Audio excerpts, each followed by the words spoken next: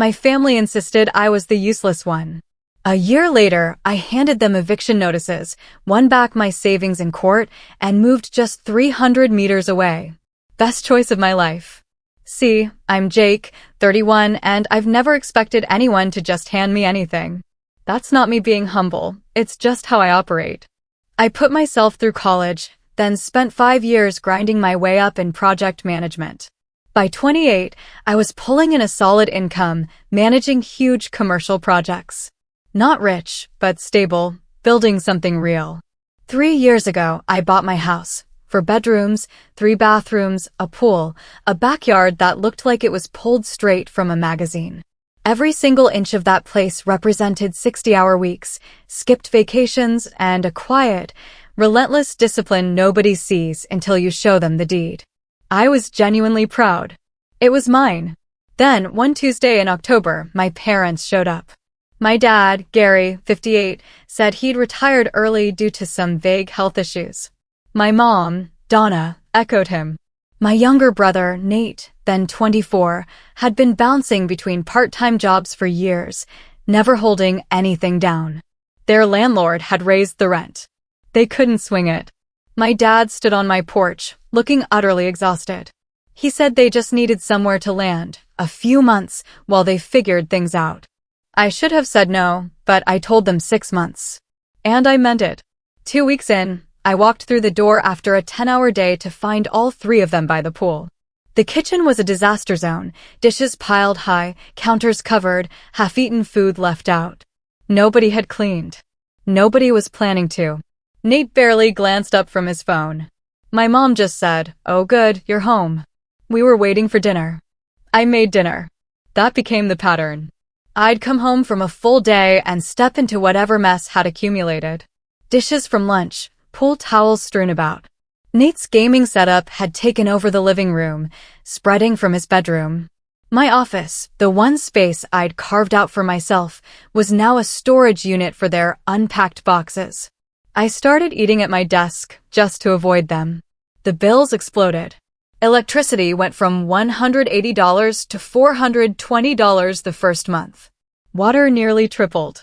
Groceries jumped from $400 to over $1,100. After the second month, I sat my dad down. We needed to talk about contributions. He looked at me blankly. "We don't have any extra money," he said, flat as that, then picked up the remote. When I asked Nate about looking for work, he just said he was taking a break to think about his direction. He'd been taking that break since graduation. By month 4, the subtle jabs began.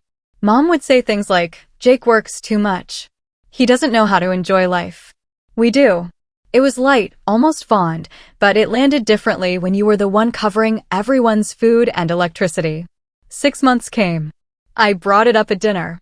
My dad leaned back in his chair, completely unfazed. "Why would we leave? We're comfortable here. We're family. You shouldn't be keeping tabs on family."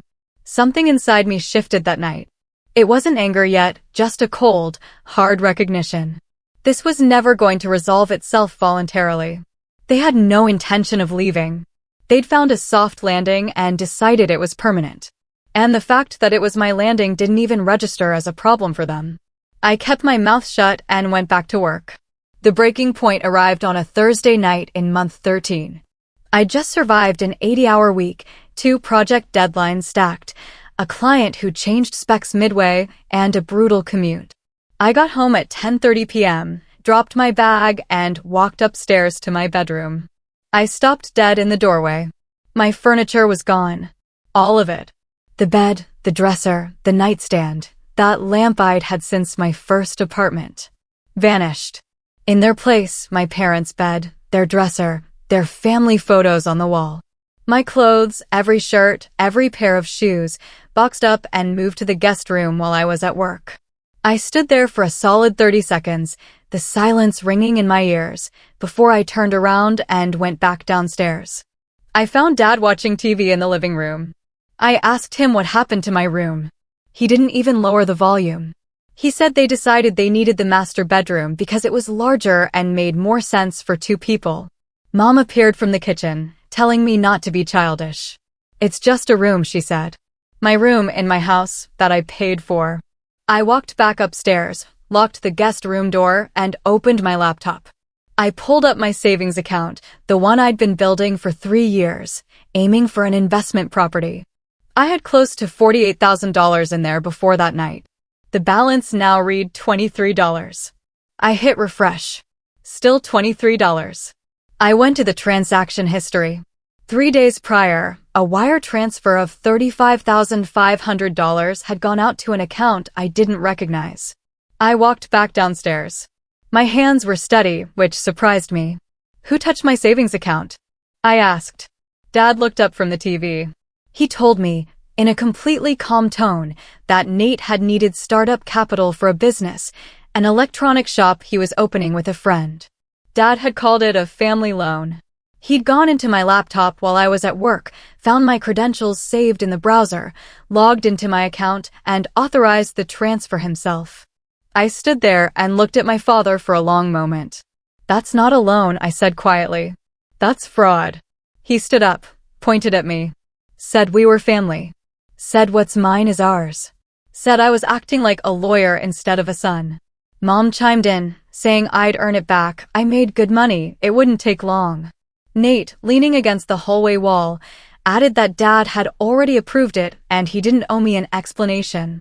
I didn't respond to any of it. I went upstairs, closed the door, and searched for a property lawyer.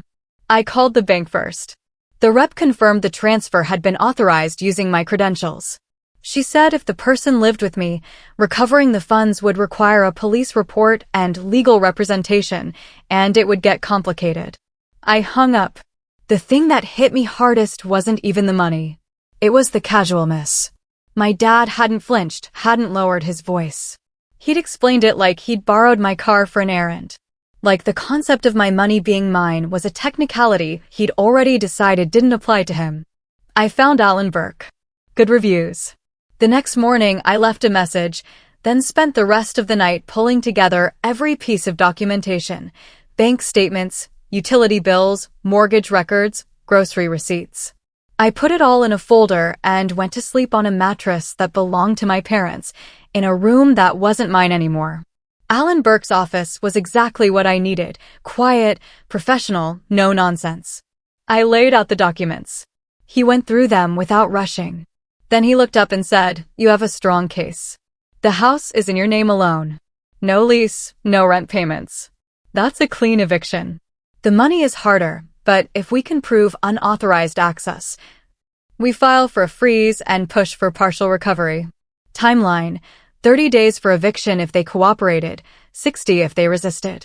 3 to 6 months for the financial case." I wrote the retainer check before he finished. That same morning, my boss, Tom Briggs, called me into his office. He'd received a call the night before from a man claiming to be my brother. This caller had told Tom I was mentally unstable, having serious personal problems, and suggested the company watch me closely. I told Tom everything: the house, the money, the eviction filing. He crossed his arms.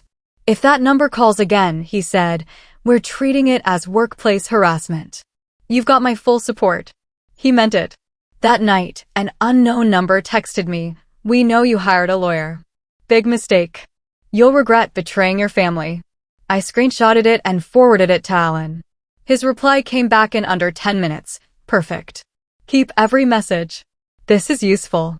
2 days later, the court messenger delivered the eviction notice to my front door. I'd arranged to leave work early to be there. My mom opened the door. She was confused at first. The messenger handed her the envelope. Notice to vacate was printed across the top. 30 calendar days to leave the property. Her face went pale. She held the envelope like she wasn't sure what it was. "What is this?" she asked. "What I should have done 12 months ago," I said. My dad appeared behind her. His voice immediately went loud. He said I couldn't be serious, that we were family, that I'd regret this. I told him he had 30 days. He could leave voluntarily or wait for the county to walk him out. Nate came down the stairs, jaw set. He said something ugly about me. I told him he was a thief and that a court would agree. He moved toward me, and the messenger stepped between us, telling Nate plainly that any physical contact would result in an immediate police call. Nate backed up, muttering. Mom started crying, the full production, hands over her face, shoulders shaking. You're doing this to your own family, she sobbed. After everything we've been through together. Family doesn't steal from each other, I countered. You used me for 12 months.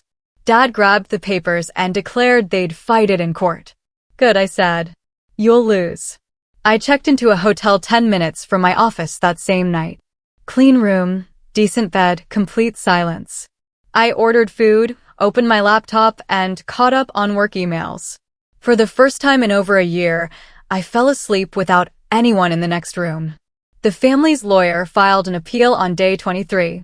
Their argument was that I'd voluntarily abandoned the property and they'd been maintaining it, giving them possession rights. It was a lie, and we both knew it. Alan needed proof. I pulled everything: utility bills, grocery delivery orders, pool maintenance invoices, property tax records, HA dues. Every single expense in my name, paid by my card. I scanned it all and sent it over that night. Alan's reply came back 2 hours later. This wins the case. On day 30, I showed up with Alan and a court officer. Mom answered the door, her eyes so swollen they were nearly shut. She asked me not to do it. I told her she'd had 30 days to figure something out. Dad came out behind her. He launched into one more speech about family, about what they'd sacrificed to raise me, about how I'd regret this for the rest of my life. I told him I'd regret a lot of things. This wasn't going to be one of them. Nate came downstairs 15 minutes later with a duffel bag and a suitcase. He said the place sucked anyway and that he was moving in with a friend who had a shop. He walked out without looking at either of our parents, true to form, right up until the end. The officer gave my parents 2 hours to gather essentials. They packed 3 suitcases each. A cab pulled into the driveway. They loaded the bags. Dad looked back once from the door of the car, not at me, but at the house, then got in without a word. The cab pulled away. The court officer changed the locks, handed me the new keys, and said the property was legally back in my custody. I stood in the driveway and watched the cab until it was out of sight. 13 months. That's how long I'd been a guest in my own house. I walked back inside and went from room to room. They'd left it in decent shape, better than I expected. A few scuff marks, a stain on the guest room carpet. Nothing that couldn't be fixed. I stood in the doorway of my old bedroom for a while. My furniture was back in there now, exactly where it had been before they moved it, one of the things the court order had covered. It was quiet in a way that felt completely different. Before, the quiet had always been temporary. Someone was always about to come downstairs, turn on the TV, ask what was for dinner. Now, it was just mine. I sat down on the floor, back against the couch, and called a woman I'd been talking to for the past few weeks. Her name was Claire. We'd met at the gym near my office. She'd dropped a spreadsheet off a treadmill, and I'd picked it up. She was an accountant, sharp, low drama, and easy to talk to, which, at that point in my life, felt almost exotic. It's over, I said when she picked up. How do you feel? She asked. Honestly, I don't know. Empty, relieved. Like I just finished a fight I didn't start. She showed up an hour later with takeout. We sat on the floor of my half-empty house and ate. And she said something that landed clean. Guilt is just another way for toxic people to keep control. Once you see through it, it loses its grip on you. I'd known that intellectually for a while, but hearing it said out loud in that house, that night, made it real. 3 days after the eviction, my Uncle Ray, my dad's brother, was waiting outside my office. He told me my parents were sleeping on his couch, that my mom cried every day, that they were still my family, and I'd gone too far. He said it with the quiet disappointment of someone who'd already decided the verdict. I looked at him and laid it all out plainly, the 12 months of free housing, the stolen savings, the bedroom takeover, all of it. Then I asked him what he would have done. He rubbed his forehead and said, "They're still your family." "They're users," I said, "and I'm done being used." I walked back inside. That afternoon, Alan called with a financial update. The judge had frozen my parents' accounts. We recovered $12,000 from Dad's account and $6,000 from a joint account, a total of $18,000. Nate had already spent his share, paying off personal debts and buying a used car. Nothing left to pursue there. I'd get half back. Not the outcome I wanted, but better than nothing. 2 weeks after the eviction, my boss Tom called me in again. This time, he was grinning. He offered me the regional branch director position, a 35% salary increase, a company car, and a performance bonus structure. The branch was in Austin. I said yes before he finished the sentence. I called Claire on the way down from his office, told her to clear her schedule for dinner. Big news. We met at an Italian place. I laid it all out, the promotion, the Austin offer, the timeline. Then, halfway through the meal, I did something I hadn't planned. I asked if she'd consider coming with me. She set her fork down, looking at me like she was deciding how seriously to take the question. We've known each other for a month, she said. I know, I replied. But you're the most low-drama person I've met in 2 years. I haven't felt calm around someone in a long time. She was quiet for a moment. Is this you actually wanting this, or is this you running? Both, I said honestly. Mostly the first one. 3 days later, she texted me. Got a job offer in Austin. Senior auditor position. Not because of you. It's a good opportunity, but it helps that you'll be there. I sent a heart emoji. She replied, no cheesy emojis. We're professionals. I laughed out loud in my office and didn't care who heard it. I moved to Austin on a Thursday morning in February. Hired movers, packed only the essentials, sold or donated the rest. I'd listed the Dallas house the week before and already had an offer. Ended up clearing just over $200,000 in profit. I didn't call my family to say goodbye. No note, no text, nothing. I blocked my parents, Nate, and Uncle Ray all in one go somewhere on the highway outside Dallas. Put the phone in the cup holder and kept driving. 5 hours later, I was standing in my new apartment in West Austin.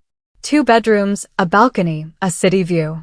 Claire showed up 2 hours after the movers with tacos and iced tea and sat on the floor with me while we ate. Welcome to your new life, she said. Thanks for being part of it, I replied. Where else would I be? She smiled. We stayed there past midnight. When she finally left, she stopped at the door and said something quietly. I didn't catch it at first. She repeated it. Me too, she said, referring to my mostly the first one comment. Then she smiled and closed the door. I stood there, grinning like an idiot. Slept on a bare mattress with no sheets and didn't care at all. The first 6 months in Austin felt like decompression. Work was intense, but the kind of intense I actually liked. Problems I could solve, a team that showed up, a boss who gave credit where it was due. I joined a gym 3 blocks from the office. Claire and I spent weekends hiking or grabbing food somewhere new. Long dinners with no one to perform for. No guilt running underneath every conversation. Just easy. I got promoted again at the 8-month mark, director of regional operations, 10 engineers under me. Claire and I found a bigger place together, then eventually bought a condo in Westlake. Glass balcony, sunlight streaming through the windows every morning, a kitchen we actually cooked in. We built something quiet and real and ours. My mom found my number through Uncle Ray about 8 months after I'd left Dallas. She called on a Sunday. Didn't ask for anything, just said she was sorry.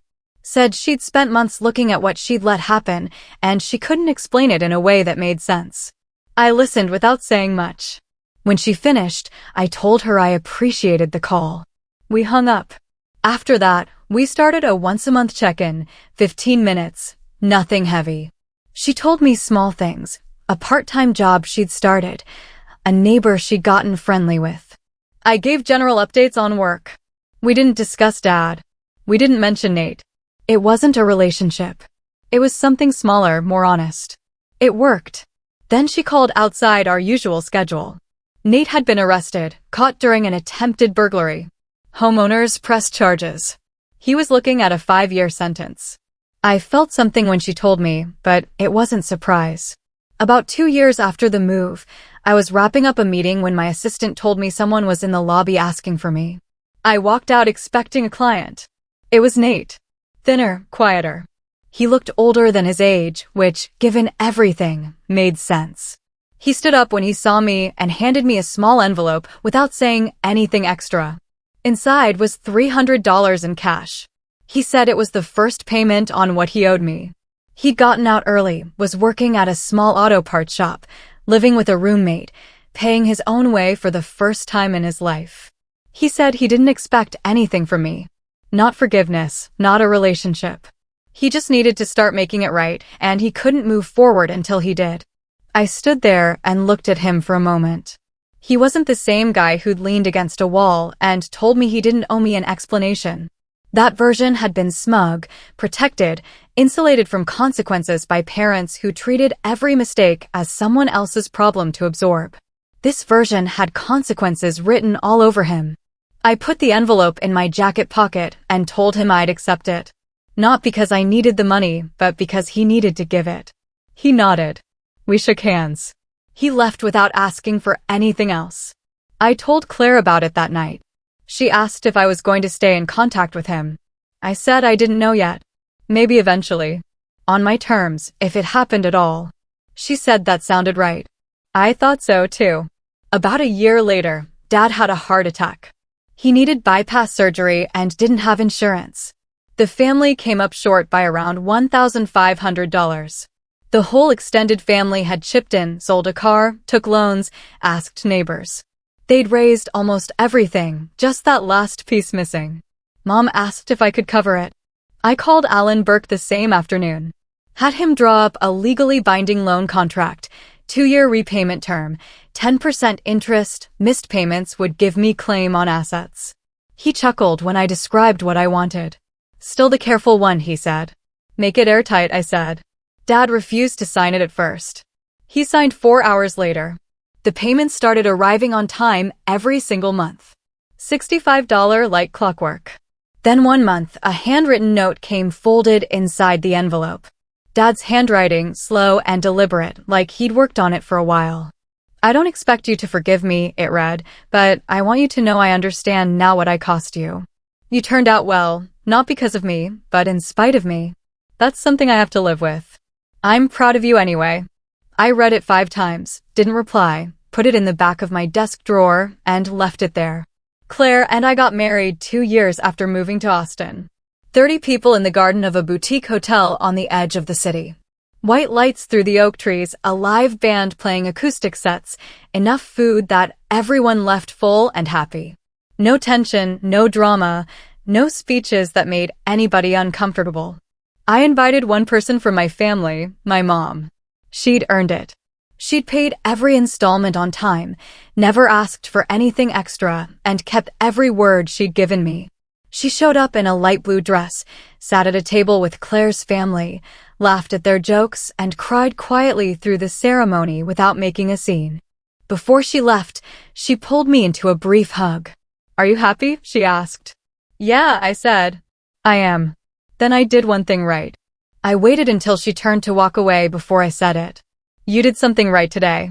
She nodded once, got into her cab, and was gone. 6 months after the wedding, I accepted a VP of Operations offer at corporate headquarters. We moved back to Dallas. I drove in from a different direction than I'd left. Bought a house in Uptown. 3 bedrooms, small yard. Nothing like the old place. Nothing needed to be. Mom came by for coffee one Sunday afternoon. She looked around the house and said it was beautiful. She didn't ask about money. She didn't bring up the past. She handed me an envelope before she left. The final loan payment, plus a little extra interest. For helping us, she said, even when you didn't have to. It was a business transaction, I told her. For you, she said. For me, it was grace. She got into a modest used car, one she'd bought herself, and drove away. 6 months after we got back to Dallas, Claire told me she was pregnant.